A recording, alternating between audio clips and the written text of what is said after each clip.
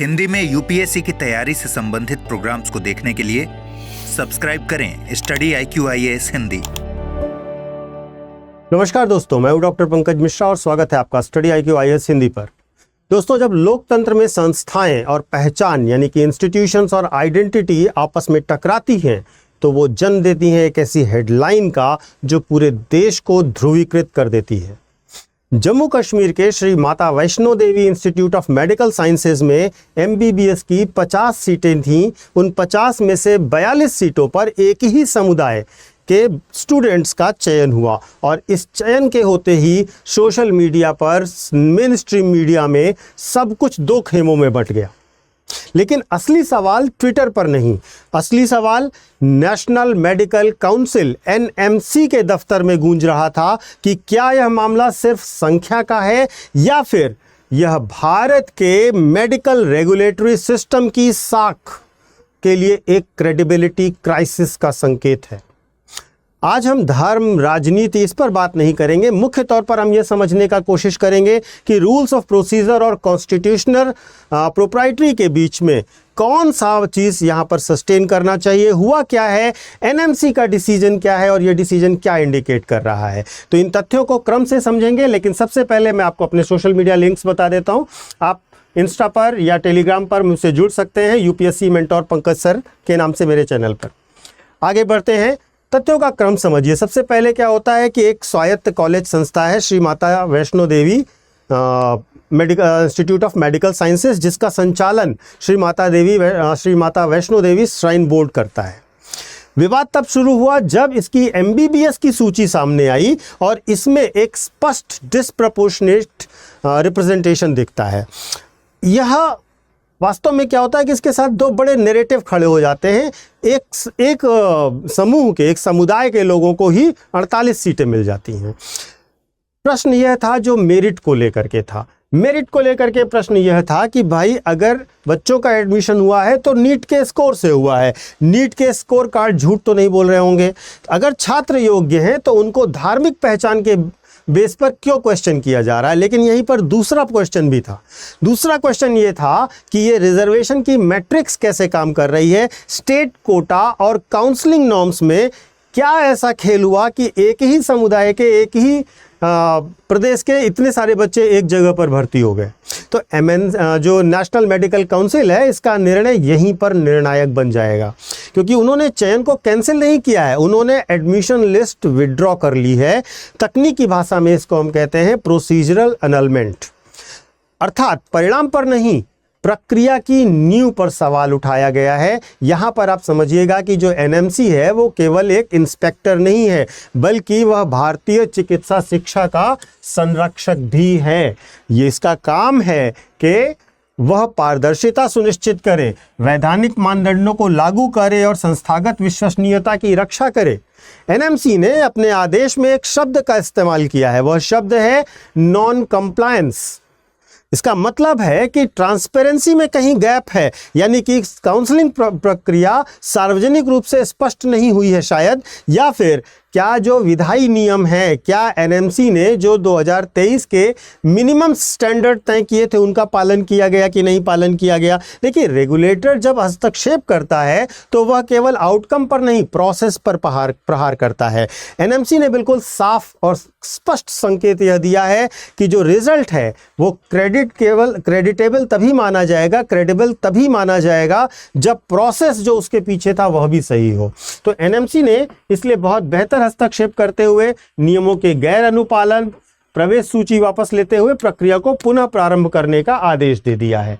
अब महत्वपूर्ण यह है कि हम जो समझ रहे हैं, एक जो मुद्दा है कि बच्चे तो नीट की मेरिट से आए थे। हम अक्सर क्या करते हैं, हम अक्सर मेरिट को आइसोलेटेड नंबर मान लेते हैं, लेकिन भारत जैसे सामाजिक राजनीतिक रूप से जटिल देश में मेरिट हमेशा इंस्टीट्यूशनल स्ट्रक्चर के साथ साथ प्रोसीजरल जस्टिस के भीतर भी काम करती है। जब 50 में से 42 एक ही सामाजिक समूह के लोग होंगे तो यहां पर स्टैटिस्टिकल एनोमली पैदा होगी। एक विश्लेषक के तौर पर, एक समझदार नागरिक के तौर पर हमें यह पूछना चाहिए कि क्या सिलेक्शन पूल असामान्य रूप से नैरो था? क्या डोमिसाइल या काउंसलिंग रूल में कोई ऐसी कमी थी जिसे ध्यान नहीं दिया गया। एनएमसी ने जो सख्त रुख अपनाया हुआ है वह यह सुनिश्चित करता है कि यह मामला अगर यहाँ पर नहीं सुधारा जाएगा तो कल कोई और संस्था इसी परंपरा का, इसी प्रेसिडेंट का सहारा लेते हुए नियमों को दरकिनार कर देगी। अब थोड़ा सा पॉलिटिकल एंगल भी समझ लेते हैं। जो सरकार में है, केंद्र सरकार में है बीजेपी, वो फैसले का स्वागत करती है, जबकि विपक्ष इस फैसले को राजनीति से प्रेरित बता रहा है। लेकिन असली अकादमिक प्रश्न, एकेडमिक क्वेश्चन यह है कि क्या भारत में ऑटोनॉमस इंस्टीट्यूशंस वास्तव में ऑटोनॉमस हैं या नहीं हैं। यहाँ पर जैसे ये जो पूरी रिपोर्ट है मैंने हिंदू के बेस पर तैयार की, तो हिंदू की रिपोर्ट में ये माना गया है कि एनएमसी के लिए नियमों का उल्लंघन मुख्य मुद्दा था। अगर रेगुलेटर चुप रहता तो वह चुप्पी भविष्य के लिए एक खतरनाक प्रेसिडेंट बन जाती, और इसीलिए राजनीतिक प्रक्रिया के बजाय हमें उस पहलू पर भी ध्यान देना चाहिए जो यहाँ पर दिख नहीं रहा था। इस पूरे विवाद में एक और पहलू है, और वह सबसे मानवीय पहलू है, और वो पहलू है उन छात्रों का। 42 छात्र, क्या उनकी मेहनत व्यर्थ चली जाएगी? नहीं। एनएमसी ने यहाँ पर मध्य मार्ग अपनाया है, वह अन्य संस्थानों में छात्रों को समायोजित करने के लिए काम प्रारंभ कर दिया है। लेकिन यह मामला केवल इतना ही तक नहीं है, यहाँ पर भारत के लिए एक बड़ा इंपॉर्टेंट लेसन है। पहली चीज़, ट्रस्ट डेफिसिट क्रिएट होता है। लोग संस्थाओं पर भरोसा करना कम कर देते हैं जब इस प्रकार की घटनाएं होती हैं। दूसरा, रेगुलेटरी विजिलेंस पर भी क्वेश्चन उठता है कि निगरानी और पारदर्शिता हमेशा पहले से ज़्यादा जरूरी हो मानी जा रही है, और आपको उस पर ज़्यादा ध्यान देना चाहिए।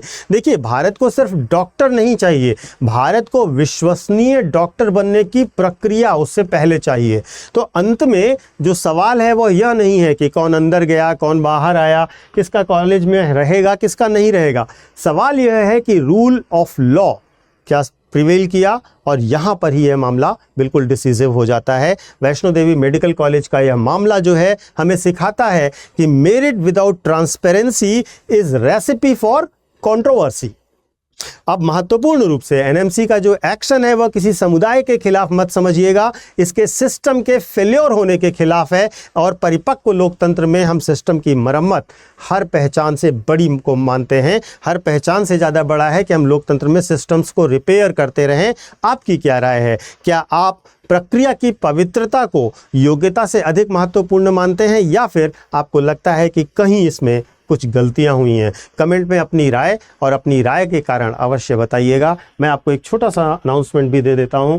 जो बच्चे 2027 के लिए या 2028 के लिए यूपीएससी की तैयारी कर रहे हैं, उन सब के लिए हमारा निर्माण बैच लॉन्च हो रहा है, जो कि 7 तारीख से शुरू होगा।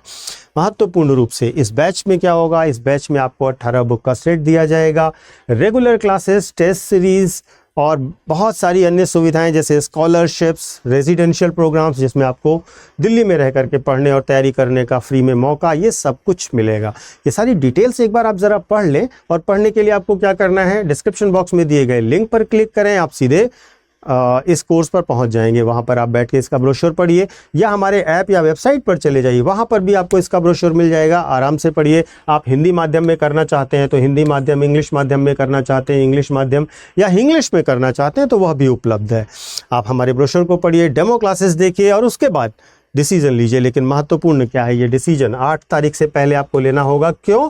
क्योंकि 8 तारीख तक स्टडी IQ अपने सभी कोर्सेज पर 50% का डिस्काउंट, बड़ा डिस्काउंट दे रहा है न्यू ईयर के ऑफर के तौर पर। तो अभी आपको आधी फीस पर यह पूरा कोर्स मिल रहा है, तो इसलिए जल्द से जल्द इसको ज्वाइन कर लीजिए। महत्वपूर्ण रूप से एक बात ध्यान रखनी है आपको कि जब भी आप कोर्स खरीदने जाएं, आप PK लाइव कोड का इस्तेमाल करें, क्योंकि यह कोड आपको मैक्सिमम डिस्काउंट दिलाएगा। ये फैकल्टी कोड होता है, इस कोड को लगाते ही आपको मैक्सिमम डिस्काउंट मिल जाएगा। तो यह भी आप जल्दी से कर लीजिए। तो मिलते हैं, thank you so much. Hindi में यूपीएससी की तैयारी से संबंधित प्रोग्राम्स को देखने के लिए सब्सक्राइब करें स्टडी IQ IAS हिंदी।